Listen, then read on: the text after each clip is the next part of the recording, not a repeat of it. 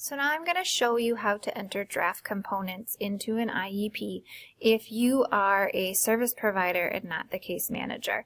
So you do not typically have a tab that says My Cases. In some situations like speech clinician you would, because you do case manage some, but some kids you only provide services for and not case manage. So you would find those kids under the My Services tab. Here is the one student that we provide a service for. So you're going to click on the blue in the final to get into that student, and it's going to show you what services you have on the current IEP for that child. What we are wanting to do though is enter a new draft component for their IEP, so we're going to click on draft component. So you will see these tabs at the top, and these are all the different areas that you can enter drafts for this child. The bottom here, IFSP developmental areas, child and family outcomes, IFSP transition, and COSF are all for birth to 2. So the majority of the district staff will not be using those. Birth to 2 would be using those. 504 accommodations are obviously for our 504s, so most of you again would be staying out of that. So these top 3 and the 2 right here in the second level on the left are the most common. So you're going to come in and you are going to write draft components for a new IEP. So a meeting was held, you know what you want to have entered, or you might be starting to enter some things even before the meeting. So you can go in whatever order you want. You can click around between them and do whatever you want. If it makes sense, you can start with the present level of performance. So let's start there, and you're going to create a new draft item. So this is a new draft present level of performance for this student. So you're going to type in your information that you would like to be added into the IEP by the case manager. So type your paragraph, your sentences, however you would like that to be. And then we're going to come down, and if you're done, put it into complete. If you're still working on it, you can leave it into progress and you can come back to it at a later time. But for now, we're going to say we're done. We're going to put it into complete. If your service provider has already started the IEP, right here that would pop up. And you would be able to click on that current IEP. For this particular one, the service provider has not started the IEP yet. You know, we've started working before they have. So we're going to hit submit. So now there's a new draft present level of performance. It says that it's incomplete. You can still go back in and edit it, but you need to make sure that your service provider hadn't appended it, which this would be read like this one if your service provider had appended it. So if you need to edit something after this point, you're going to want to talk directly to your service provider to make sure that they can help you edit that paragraph. So that's how you make a draft present level. Then you can move through however it makes sense for you. You can go in and you can start typing your goals. Same thing, create a new draft item.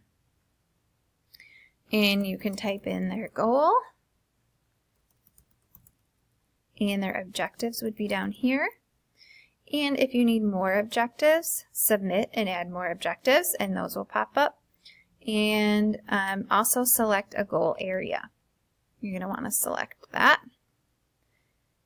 And type in, maybe we only had 3 and we're leaving the 4th blank, and that won't print that 4th one. That's absolutely fine.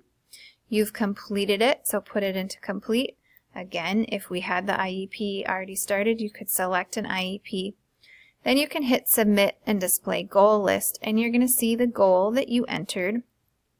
You've said that it's complete and it's ready to go. Your service provider will be flagged kind of just like this, and so they know that you have written a draft for them. So you're going to do the same thing then for services. We're going to add a new draft component. Choose whatever your service is. Maybe it's OT, special education, one time a month. It's in the gen ed. Indirect is 15. A start date, you don't have to put in a start date. You might not know what the service provider or what the case manager is going to be selecting for the start date. So if you notice, only the things in red are required. So you can leave that blank, and the IEP will automatically pull in the dates that correspond to what your case manager has selected. And then you're going to want to put in your own name, This is Marcia. Pull your info in, and then again, you can leave it in progress if you're not done, or put it into complete, and then hit submit. And then you can click here. You could add another one if you needed to. You could go back to draft components. So now you've done the present level. You've done services and goals. If you have adaptation or least restrictive text, you can add something in there. So you could create new draft supplemental aids or program modifications. You can select which one it is so that it'll pull into the correct field. Again, you type. Or you can select from some of our common adaptations and supplemental aids that we have created as a district. So you could always pick one of these, add it like that, and then it pulls it in. You can change it from student to the child's name if you would like. Put it into complete and hit submit. And now there's a new draft component for that teacher to pull into their IEP for adaptations or modifications and supplemental aids. And lastly, you can do the same thing for least restrictive. You can type a statement into here, put it into complete. Again, you could select the IEP that we're talking about if we already had it created and hit submit. And there it is. Now your case manager will know that you have new drafts that you would like them to append. And now from here on out, you are finished, and it is up to them to put these into the IEP. And that's how you create all of the draft components in the IEP.